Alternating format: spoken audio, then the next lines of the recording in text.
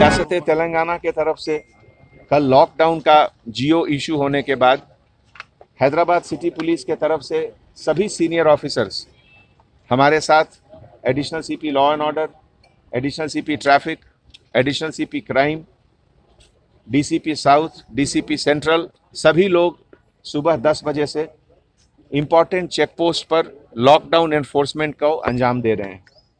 जैसा कि आप जानते हैं, बड़े शहरों के कंपैरिजन में, बॉम्बे, दिल्ली, बेंगलोर के कंपैरिजन में total number of positive cases Hyderabad में बहुत कम है। टोटल नंबर ऑफ डेथ भी हैदराबाद में बहुत कम है। लेकिन जो भी नंबर है, इसको और कम करने के लिए लॉकडाउन की ज़रूरत है। ये लॉकडाउन का पर्पस है ये चेन ऑफ इन्फेक्शन को ब्रेक करना। और ये 10 दिनों में अगर आप लोग सही तरीके से कोऑपरेशन किए और हम लोग लॉकडाउन को एनफोर्स किए तो 10 दिन में ये नंबर ज़रूर और भी कमेगा। ये आपके बच्चों की सेफ्टी के लिए है, आपके बुज़ुर्गों के सेफ्टी के लिए है और आपके सेफ्टी के लिए है। इस लॉकडाउन में कुछ एग्जेम्प्टेड कैटेगरीज भी हैं, जैसे इसेंशियल सर्विसेज, पूरे मेडिकल स्टाफ, इस तरह के मेडिकल रिलेटेड जितनी भी चीज़ है, पेशेंट से रिलेटेड जो भी चीज़ है, उनको एग्जेम्पशन दिया गया है। वो अपने जेब में, अगर आपके कोई रिलेटिव हॉस्पिटल में है तो उनका प्रिस्क्रिप्शन रखिए, या अगर आप अटेंडर हैं तो बहुत से हॉस्पिटल अटेंडर का पास देते हैं, वो पास आप दिखाइए, वो भी वैलिड माना जाएगा। इसी तरीके से जो essential goods, movement of vegetable, food grains, बच्चों के लिए दूध, इस तरह का जो चीज़ है, वो सब इसेंशियल आइटम को एग्जेम्प्टेड है। कंस्ट्रक्शन आइटम, सीड्स, फर्टिलाइजर्स, उसको भी एग्जेम्पशन है।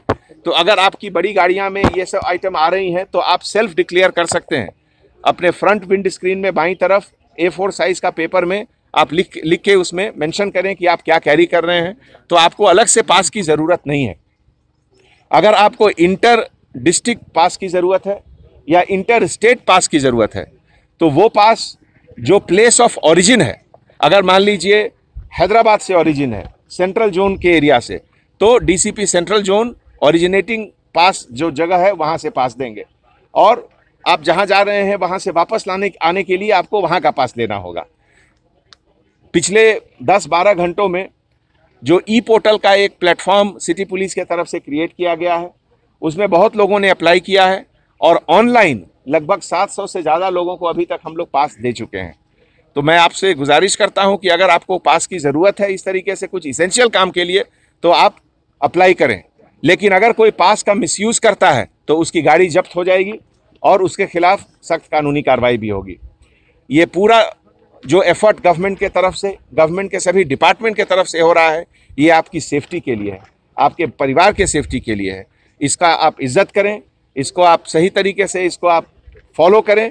इससे आपकी और पूरे शहर की सेफ्टी इम्प्रूव होगी। Thank you. कब्रिस्तान का सवाल है, क्रीमेशन ग्राउंड का सवाल है, बरियल ग्राउंड का सवाल है, ये इसेंशियल सर्विसेज के कैटेगरी में आता है।